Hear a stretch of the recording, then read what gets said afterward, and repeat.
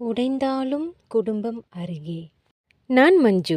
நான் குடியிருக்கும் இடத்தில் என்னை போன்ற அழகி எவளும் இல்லை. நான் நடந்து சென்றாலே ஆண்கள் என்னை பார்க்காமல் இருக்க மாட்டார்கள்.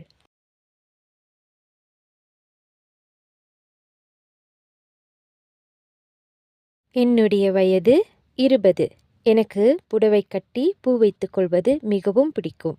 என் வீட்டில் மல்லிகை தோட்டம் இருக்கிறது. எப்பொழுதும் நான் தலைநறையாக மல்லிகை பூ வைத்திருப்பேன். வீட்டில் கோலமிட்டு துளசி மாடத்திற்கு பூஜை செய்வேன். வீட்டு வேலை செய்வதில் எனக்கு சிரமமே இருந்ததில்லை.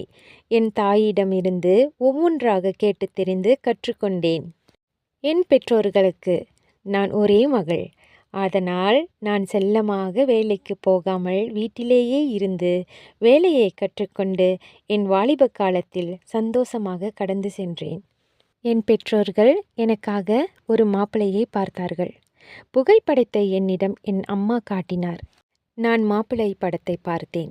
அவர் என்னோடு உயரமாக இருந்தார். எனக்கு பிடித்தமான மாம்பழம் கலர். ஒரு கவர்ச்சி கலந்த அழகிய பார்வையில் அந்த புகைப்படத்தில் என்னை கவர்ந்தார். அவர் ஒரு IT இன்ஜினியராம். கை நிறைய சம்பாதிக்கிறாராம். சொந்த வீடு சொந்த வாகனம் இருக்கிறதாம்.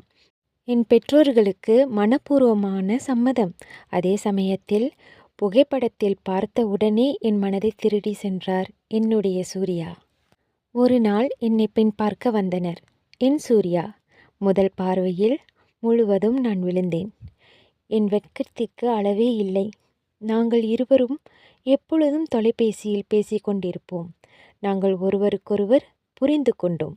6 மாதம் கழித்து தடபுடலாக கல்யாணம். என் கல்யாணத்தில் பெரிய விருந்து நடந்தது. நாங்கள் இருவரும் மகிழ்ச்சியாக இருந்தோம். எங்கள் மகிழ்ச்சிக்கு எங்களுடைய இன்பத்திற்கு அளவே இல்லை. சூர்யா இப்பொழுது என் கணவர்.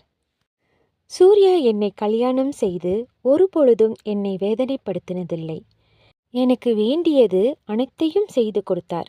என்னுடைய விருப்பத்திற்கு மாறாக எதுவும் அவர் செய்ய மாட்டார். என்னை முழுசாக விரும்பும் ஒரு ஜீவன் என் சூர்யா.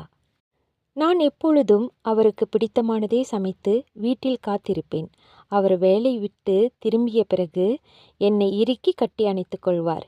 எங்களுடைய காதலுக்கு அளவே இல்லை. எங்களுடைய அன்பின் சின்னமாக 2 ஆண் குழந்தைகள் பிறந்தார்கள். 3வது என்னுடைய வயிற்றில்.